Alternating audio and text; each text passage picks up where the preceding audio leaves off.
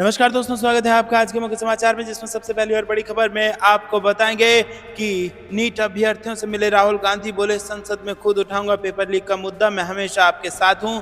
दूसरी खबर में जिक्र होगा कि लाखों युवाओं का भविष्य कर दिया बर्बाद, प्रियंका गांधी ने नीट मामले में बीजेपी को घेरा, बोली अब भ्रष्टाचार का खेल बंद हो। खबर में आगे जिक्र होगा कि यूपी के बाहर भी बरकरार रहेगी यूपी के दो लड़कों की जोड़ी, दूसरे राज्यों में कांग्रेस का हाथ थामेगी सपा।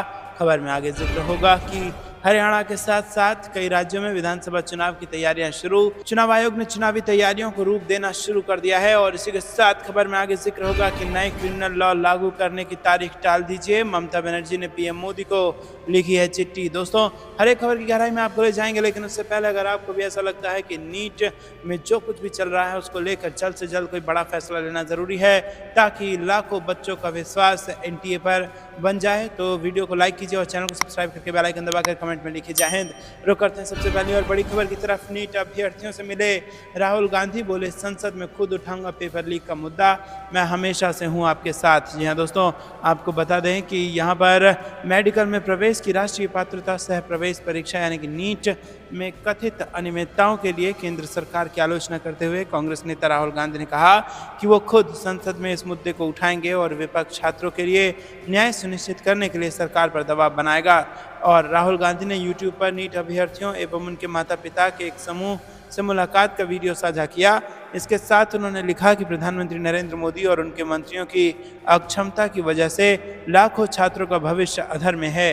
उन्होंने कहा कि इस तरह के अपराध से छात्रों का कीमती समय बर्बाद हुआ, परीक्षा की तैयारी पर खर्च हुए लाखों रुपए बर्बाद हुए और सबसे महत्वपूर्ण, इसने देश के महत्वाकांक्षी युवाओं के मानसिक स्वास्थ्य को प्रभावित किया है।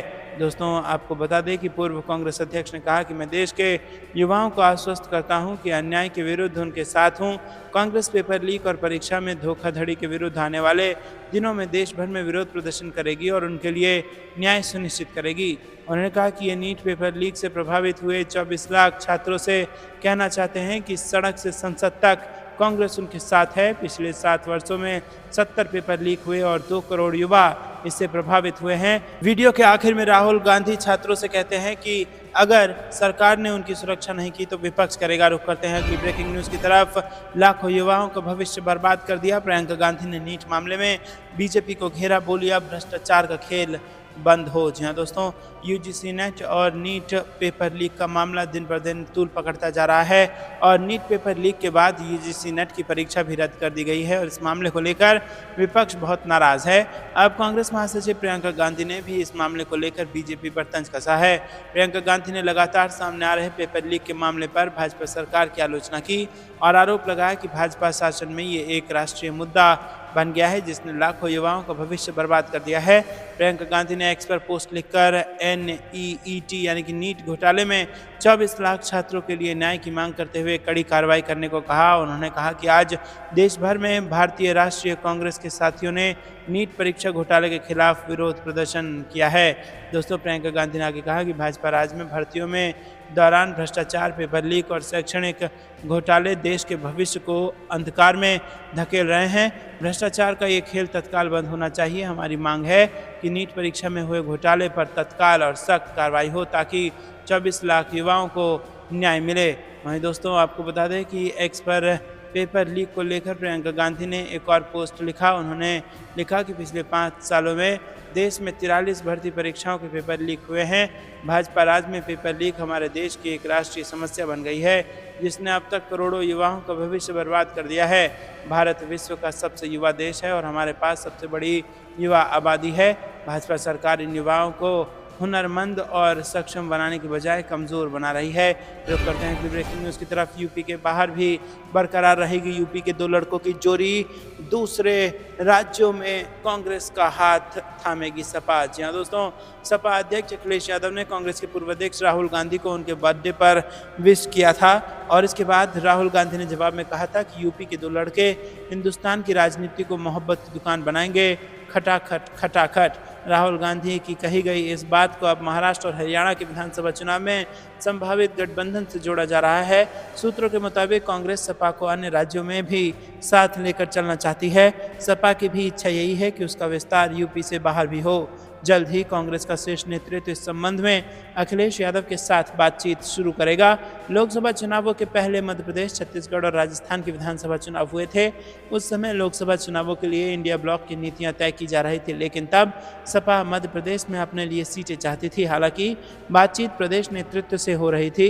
यही वजह थी कि बात बन नहीं सकी थी और दोनों दलों के रिश्तों में काफ़ी खटास आ गई थी।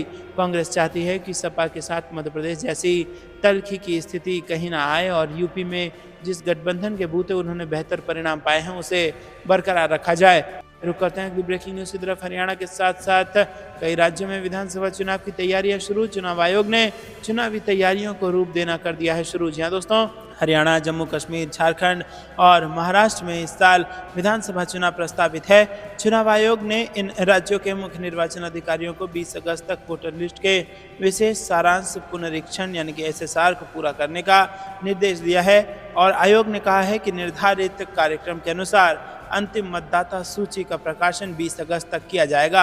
चुनाव आयोग के अनुसार हरियाणा सहित इन 3 राज्यों में वोटर के रूप में नामांकन की कट ऑफ तारीख 1 जुलाई रहेगी और ये सुनिश्चित करने के लिए कि सभी योग्य मतदाता अपने नाम मतदाता सूची में दर्ज करा सकें, आयोग ने समय सीमा निर्धारित की है।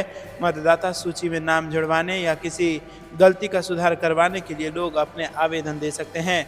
मतदाता सारांश पुनरीक्षण के अलावा चुनाव आयोग इस सप्ताह दिल्ली में चुनावी राज्यों के अधिकारियों के लिए विशेष प्रशिक्षण शिविर का आयोजन करेगा। मुख्य चुनाव आयुक्त राजीव कुमार ने इस महीने की शुरुआत में कहा था कि चुनाव आयोग चुनाव कराने की प्रक्रिया बहुत जल्द ही शुरू करेगा और इस प्रशिक्षण का उद्देश्य चुनाव प्रक्रिया को सुचारू और निष्पक्ष तरीके से संपन्न करना है।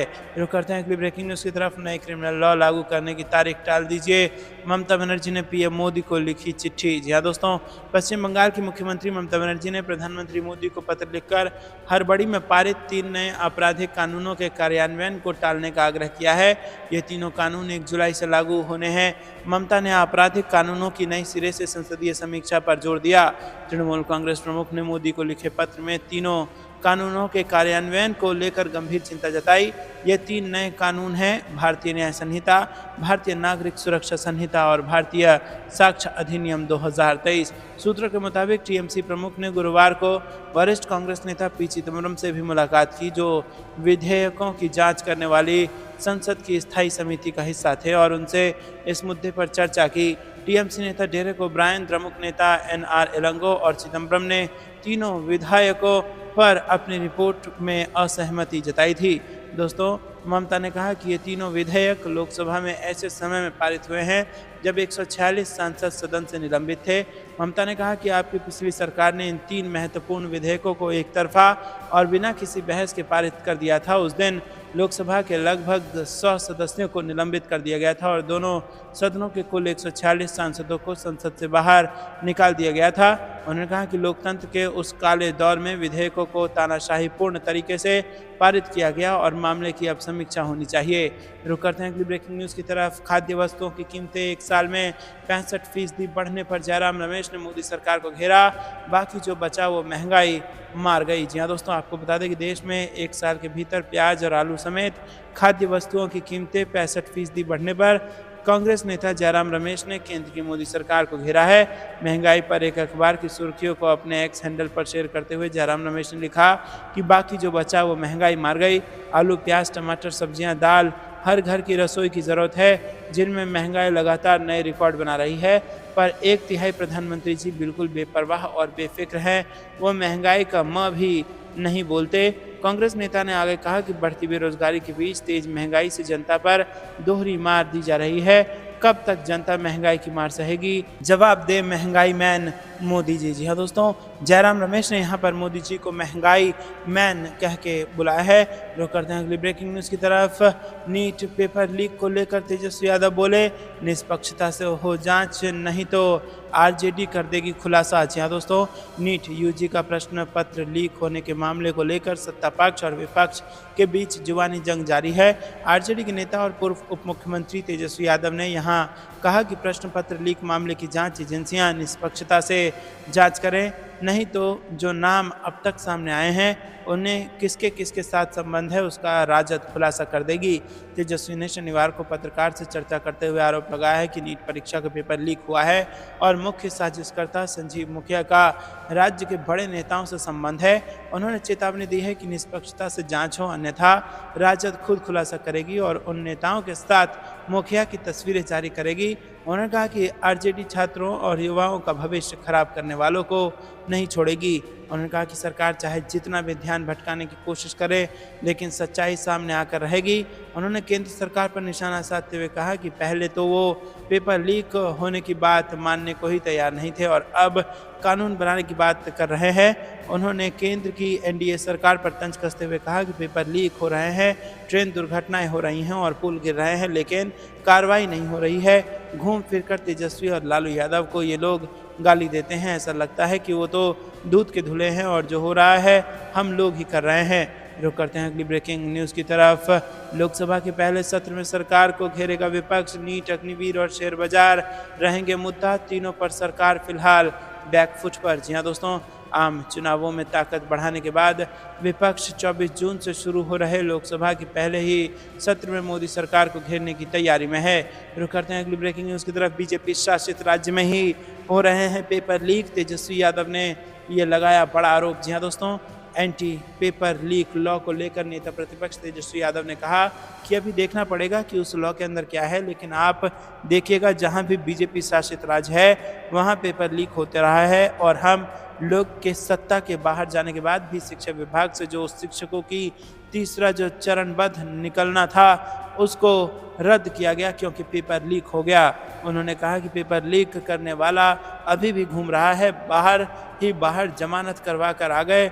इन लोगों के खिलाफ कोई कार्रवाई नहीं हुई और इनका मुखिया संजीव है। हमारी जांच एजेंसियों से अपील है कि संजीव मुखिया की जांच करें। सरकार से अपील करते हैं कि इसकी जांच कराएं। उन्होंने चेतावनी दी है कि अगर निष्पक्ष जांच नहीं की गई तो हमारे पास नेताओं और पेपर लीक माफियाओं की तस्वीरें हैं जिनको सार्वजनिक करना पड़ सकता है। बेहतर है कि जांच एजेंसियां जो निष्पक्षता से जांच करें, कोई चीज़ छिपाने वाली नहीं है। तेजस्वी यादव ने कहा कि पहले तो हम लोग मान ही नहीं रहे थे कि पेपर लीक हुआ है, उनके लिए कौन सा लॉ लाया जाए ये बताना पड़ेगा ना। धर्मेंद्र प्रधान वरिष्ठ नेता हैं, भाजपा के बहुत ही अनुभवी नेता हैं, वो मानते ही नहीं थे कि पेपर लीक हुआ है, उनके लिए भी लॉ लाया जाए। देश में पुल गिर रहे हैं, पेपर लीक हो रहा है, ट्रेन हादसे हो रहे हैं, किस पर कार्रवाई हो रही है, कौन पकड़ा जा रहा है, ये लोग घूम फिर कर तेजस्वी और लालू जी को गाली देते हैं। रुक करते हैं अगली ब्रेकिंग न्यूज़ की तरफ। नीट परीक्षा रद्द कराने को लेकर देश भर में विरोध प्रदर्शन, सरकार को दी गई चेतावनी। जी हाँ दोस्तों, नीट यूजी की परीक्षा को रद्द करने के लिए देश भर में विरोध प्रदर्शन शुरू हो गए हैं।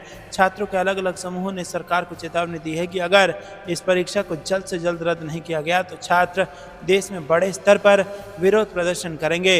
रुक करते हैं अगली ब्रेकिंग न्यूज़ की तरफ। मोहन सरकार में उठापटक, 6 भाजपा विधायकों ने खोला मोर्चा। जी हाँ दोस्तों, मध्य प्रदेश में लोकसभा चुनावों के बाद में एमपी भाजपा में कुछ भी ठीक नहीं चल रहा है। बीजेपी के करीब 6 विधायक अपनी सरकार के खिलाफ मोर्चा खोले हुए हैं। वहीं मोहन सरकार इन विधायकों से परेशान नजर आने लगी है। करीब आधा दर्जन से अधिक विधायक अपनी सरकार के खिलाफ मोर्चा खोले हुए हैं। वो एक तरह से सरकार को कटघरे में खड़ा कर रहे हैं और एक तरह से ये संदेश देने की कोशिश कर रहे हैं कि मध्य प्रदेश के जो ब्यूरोक्रेसी, प्रदेश के जो अधिकारी हैं वो सरकार के नियंत्रण में नहीं है। भाजपा के लगभग 6 विधायक ऐसे हैं जो पिछले 1-1.5 महीने से लगातार धरने आंदोलन कर रहे हैं, सरकार के खिलाफ प्रदर्शन कर रहे हैं और इस घटना ने कहा कि सरकार को परेशानी में डाल दिया है। जी हाँ दोस्तों, आपको बता दें कि डॉक्टर मोहन यादव इस बात से परेशान हैं कि 5 भाजपा के विधायक अलग अलग कारणों से धरने पर बैठे हैं और सरकार के खिलाफ मोर्चा खोल चुके हैं। इसी को लेकर सीएम मोहन यादव ने शनिवार की शाम को अपनी पार्टी के सभी विधायकों को वीडियो कॉन्फ्रेंसिंग के जरिए जोड़ने के लिए कहा है।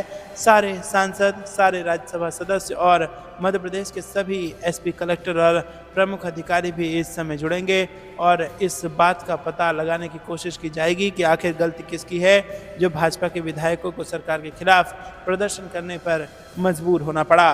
रुक करते हैं अगली ब्रेकिंग न्यूज़ की तरफ। कांग्रेस किसी के साथ नहीं करेगी गठबंधन, अपने दम पर लड़ेगी चुनाव। हरियाणा में भूपेंद्र हुड्डा ने दे दिया है ये बड़ा बयान। जी हाँ दोस्तों, कांग्रेस के वरिष्ठ नेता एवं पूर्व मुख्यमंत्री भूपेंद्र सिंह हुड्डा ने कहा कि हरियाणा विधानसभा चुनाव में कांग्रेस का किसी दल से गठबंधन नहीं होगा और पार्टी अकेले दम पर चुनाव लड़ेगी। हुड्डा का यह बयान इसलिए महत्वपूर्ण है क्योंकि लोकसभा चुनाव में कांग्रेस का आम आदमी पार्टी से गठजोड़ हुआ था। कांग्रेस ने राज्य की 9 सीटों और आम आदमी पार्टी ने कुरुक्षेत्र सीट पर चुनाव लड़ा था।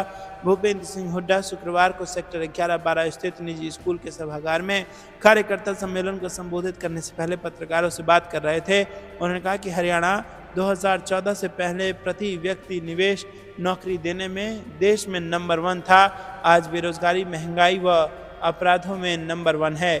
रुक करते हैं अगली ब्रेकिंग न्यूज की तरफ। आगामी विधानसभा चुनाव में कोई मुकाबला नहीं, आरजेडी बनाएगी सरकार, मृत्युंजय तिवारी ने कर दिया इसको लेकर बड़ा दावा। जी हाँ दोस्तों, आरजेडी की 2 दिनों की समीक्षा बैठक खत्म हो गई है और बैठक खत्म होने के बाद आरजेडी के वरिष्ठ नेता भाई वीरेंद्र ने कहा कि शुक्रवार को समीक्षा बैठक हुई है और सभी नेताओं और कार्यकर्ताओं को विधानसभा चुनाव के मद्देनजर जिम्मेदारी सौंप दी गई है। सभी प्रकोष्ठ के लोगों को जिम्मेदारी मिली है। हम सभी लोग मिलकर पार्टी को आगे बढ़ाने की कोशिश करेंगे।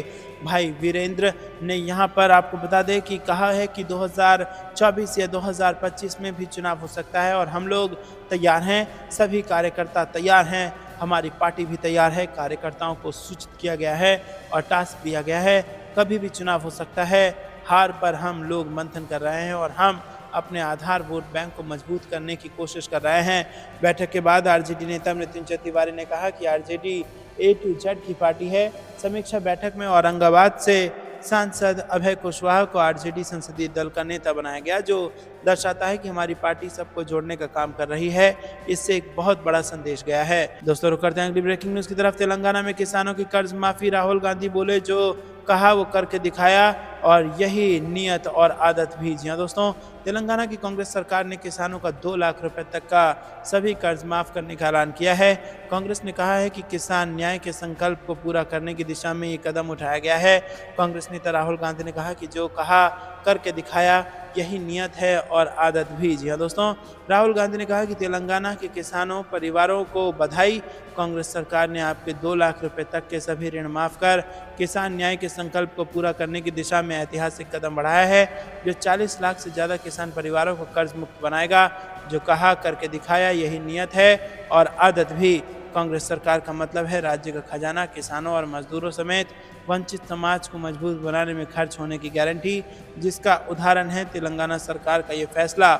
हमारा वादा है, कांग्रेस जहां भी सरकार में होगी, हिंदुस्तान का धन हिंदुस्तानियों पर खर्च करेगी, पूंजीपतियों पर नहीं। जी हाँ दोस्तों, रुक करते हैं अगली ब्रेकिंग न्यूज की तरफ। पेपर लीक विवाद के बीच परीक्षा कानून लागू करना, डैमेज कंट्रोल की कोशिश, जयराम रमेश का मोदी सरकार पर तगड़ा हमला। जी हाँ दोस्तों, कांग्रेस ने शनिवार को आरोप लगाया कि नीट स्नातक यूजीसी नेट परीक्षाओं को लेकर विवाद के बीच केंद्र सरकार द्वारा लोक परीक्षा अधिनियम 2024 अधिसूचित किया जाना डैमेज कंट्रोल की कोशिश है।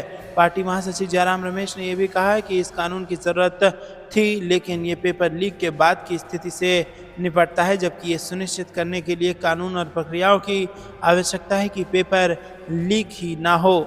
दोस्तों, नीट यूजीसी नेट परीक्षाओं को लेकर विवाद के बीच केंद्र सरकार ने शुक्रवार को लीक परीक्षा अनुचित साधनों की रोकथाम अधिनियम 2024 अधिसूचित किया, जिसका उद्देश्य प्रतियोगी परीक्षाओं में कदाचार और अनियमितताओं पर अंकुश लगाना है। इस अधिनियम के तहत अपराधियों के लिए अधिकतम 10 साल की जेल की सजा और 1 करोड़ रुपए तक के जुर्माने का प्रावधान है। दोस्तों, रमेश ने एक्स पर पोस्ट किया कि 13 फरवरी 2024 को राष्ट्रपति ने लोक परीक्षा विधेयक 2024 को अपनी स्वीकृति दी थी। अंततः सुबह ही देश को बताया गया है कि अधिनियम 21 जून 2024 से लागू हो गया है। उन्होंने कहा कि स्पष्ट रूप से ये NEET UGC NET, CSIR UGC NET और अन्य घटनाओं से पैदा हुई स्थिति को संभालने की कोशिश है। रुक करते हैं अगली ब्रेकिंग न्यूज की तरफ। तेलंगाना में किसानों को बड़ी राहत, मुख्यमंत्री रेड्डी ने किया 2 लाख रुपए तक की कर्ज माफी का ऐलान। जी हाँ दोस्तों, तेलंगाना सरकार ने किसानों का 2 लाख रुपए तक का कर्ज माफ करने का बड़ा फैसला लिया है। कैबिनेट मीटिंग के बाद शुक्रवार को मुख्यमंत्री ए रेवंत रेड्डी ने इसकी घोषणा की। तेलंगाना में कांग्रेस की सरकार है और पार्टी ने इसे अपने चुनावी घोषणा पत्र में शामिल किया था। सीएम रेड्डी ने बताया कि 12 दिसंबर 2018 से 9 दिसंबर 2023 के बीच जिन किसानों ने 2 लाख रुपए तक का कर्जा लिया है, उन्हें एक मुश्त माफ कर दिया जाएगा।